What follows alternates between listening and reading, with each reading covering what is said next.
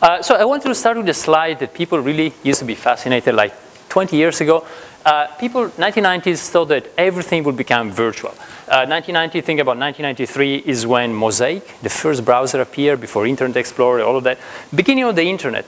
And at that time, because of this, people thought that cities would disappear. That's a quote from Gilder, one of the futurologists at the time. Gilder said, "We are headed for the death of cities. Cities are leftover baggage from the industrial era." It's a tough job to be a futurologist, especially people then go back 20 years later and see what you said. Because we all know the story now, and the story looks more like this. It's, over the past 20 years, incredible construction. A few months ago, half of the world's population living in cities. That's a picture from Dalian. In China itself, building more cities than all of humanity ever built.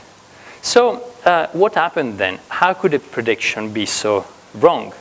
Well, the digital that you see here on the top, the digital layers that Gilder thought would kill physical space, didn't really kill physical space, but the digital and the physical are sort of recombining and allowing for new possibilities for the way we study cities, for the way we understand them, and ultimately design them.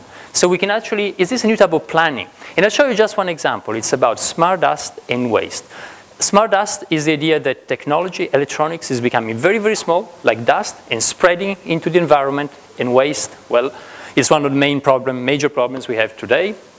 So talking about waste, there's a big asymmetry between the supply chain and the removal chain. The supply chain is something like this. If you take a computer, this computer, for every part inside the computer, you know everything.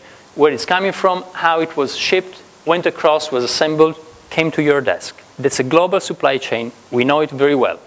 That's a map from Leonardo Bonanni at the Media Lab, who actually tracked all the pieces in his computer.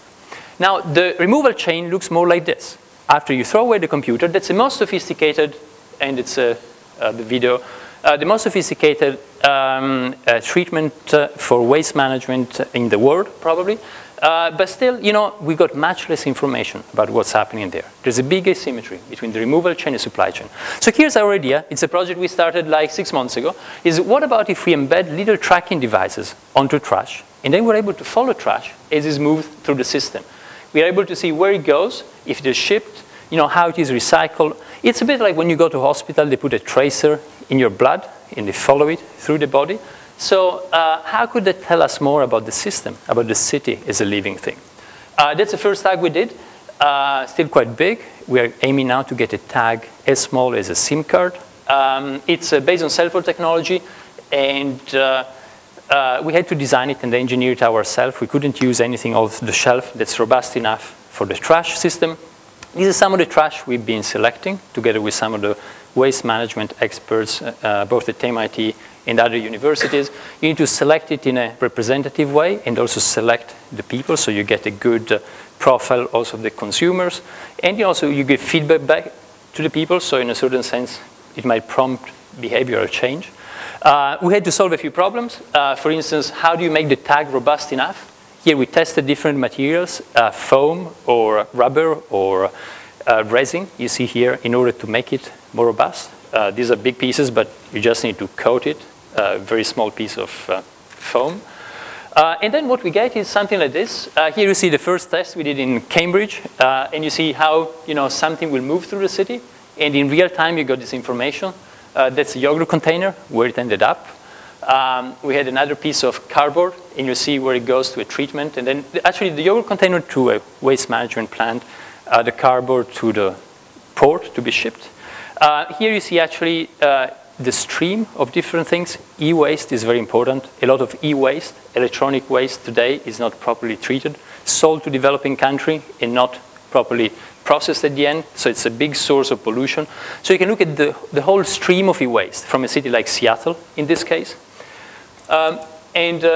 We got another video here that shows what we'll show next week at an exhibition. We're opening an exhibition in New York at the Architecture League on the 17th next week, and in Seattle on the 19th at the Seattle Public Library, to show this in real time and really to show people how what they use and throw away then moves into the city.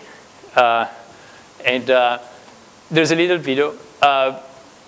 we do without the video, but really the thing is, how could we, with all of this, think about like a future when, thanks to smart dust and all of this tagging, not this type of tags, in 5 years from now, 10 years from now, something much, much smaller, then everything will be addressable and controllable. Could we think about a no-waste future thanks to the technology? So could we think about something like this that will allow us then to potentially recycle everything? That was my, thank you.